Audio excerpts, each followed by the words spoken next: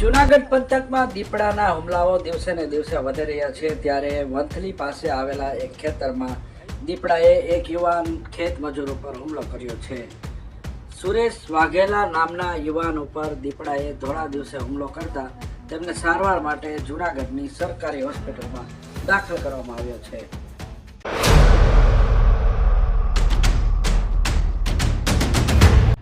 વાઘેલા છે. હું ગામ સાતલપુર ધારનો રહેવાસી છું. કણજાદાર ઘઉંનું પાણી રાખતા